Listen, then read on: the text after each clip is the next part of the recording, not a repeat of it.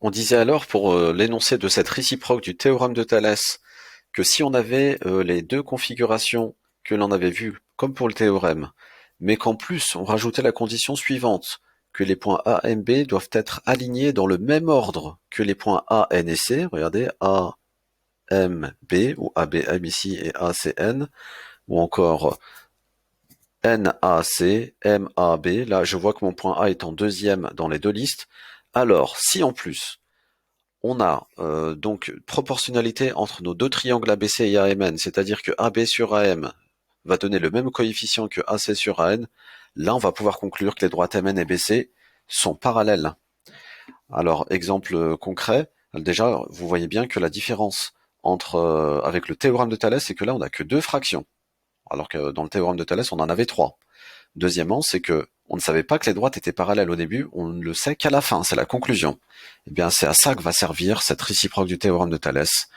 Les droites HT et LA sont-elles parallèles sur cette figure? HT et LA, il ne faut pas dire oui, ça se voit sur le dessin, il va falloir faire des calculs. Donc on commence par dire, on sait que HA et LT sont séquentes en M. Rien que ça veut dire que nos points sont bien alignés. Ensuite, on va calculer séparément. Que va-t-on calculer séparément? Eh bien, on part de M, et par exemple, on va faire MH sur MA, c'est-à-dire 4 tiers. Donc, d'autre part, on va calculer, quand j'ai dit MH, je suis parti vers le haut, donc je repars vers le haut. Je vais faire MT sur ML. Ça me donne 8 sixièmes. Je simplifie, ça me donne 4 tiers. Qu'est-ce qu'on remarque? Que nos deux résultats, nos deux rapports sont égaux, et là on conclut. Les points H, M et A sont alignés dans le même ordre que T, M et L. Alors c'est pas la conclusion, c'est, on va dire, ça fait partie des conditions de départ. Bien sûr, c'est évident, hein. H, M, A est dans le même ordre que T, M, L. Le point M est bien en deuxième dans les deux listes. Donc, d'après la réciproque du théorème de Thalès, HT est parallèle à LA. Exemple 2. On a une autre figure, on nous donne les longueurs. MN et BC sont-elles parallèles? On recommence. On commence par dire ce que l'on sait, que BM, la droite BM, est séquente avec la droite CN en A.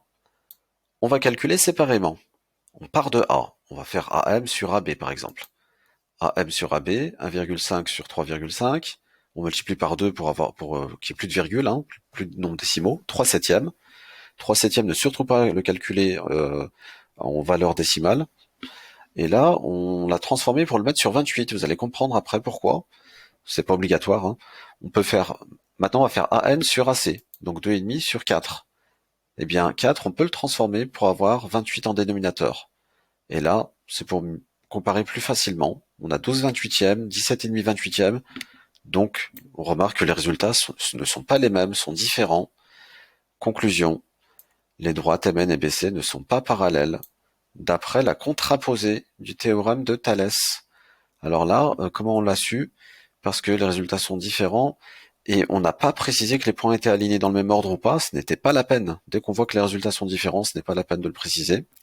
Autre remarque, regardez la fraction de départ, 1,5, le nombre fractionnaire de départ, 1,5 sur 3,5 et 2,5 sur 4.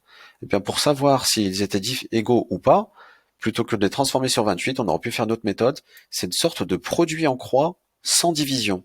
Qu'est-ce que je veux dire par là? C'est-à-dire qu'on fait 1,5, 3,5 fois 2,5, et aussi 1,5 fois 4. 1,5 fois 4 vaut 6, et je fais le dénominateur de la première fraction fois le numérateur de la deuxième, 8,75. On trouve des résultats différents, ça voulait bien dire que nos deux rapports étaient différents et que donc nos droites n'étaient pas parallèles.